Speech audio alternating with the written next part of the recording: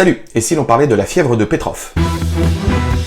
C'est ce mercredi 1er décembre que sort au cinéma La fièvre de Petrov. Affaibli par une forte fièvre, Petrov est entraîné par son ami Igor dans une longue déambulation alcoolisée à la lisière entre rêve et réalité. Et progressivement, les souvenirs d'enfance de Petrov ressurgissent et se confondent avec le présent. Après le merveilleux Leto en 2018, le réalisateur russe Kirill Serebrennikov adapte pour son nouveau film le roman de Alexei Salnikov, Les Petrov, la grippe, etc., sorti en 2016. Le réalisateur nous emmène dans un film hallucinatoire filmé avec brio et poésie. Il arrive à nous faire perdre tous nos repères pour mieux nous laisser porter dans cette histoire où se mêlent réalité et délire fiévreux, le tout arrosé de vodka bien fraîche. Chaque scène sont des tableaux à elles seules. Tout est très travaillé méticuleusement, que ce soit les décors, les effets spéciaux, le positionnement des caméras, rien n'est laissé au hasard. On ressent avec délectation le travail d'orfèvrerie de Kirill à l'écran. L'interprétation de l'acteur Semyon Serzin est juste bluffante, car il joue dans le film ce Petrov atteint d'une très grosse grippe est très souvent alcoolisé, mais il n'est pas du tout dans le stéréotype du mec bourré que l'on a tendance à jouer quand on veut raconter une bonne grosse blague. Au contraire, il arrive à retranscrire dans son jeu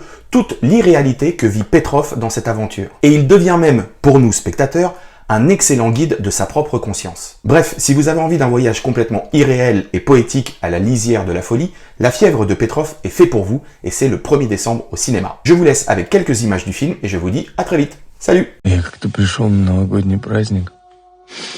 Там меня за руку взяла Снегурочка, и рука у Снегурочки была, правда, холодная.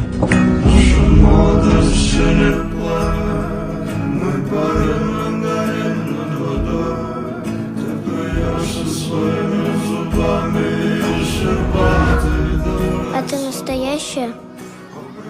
Настоящий. У тебя жар.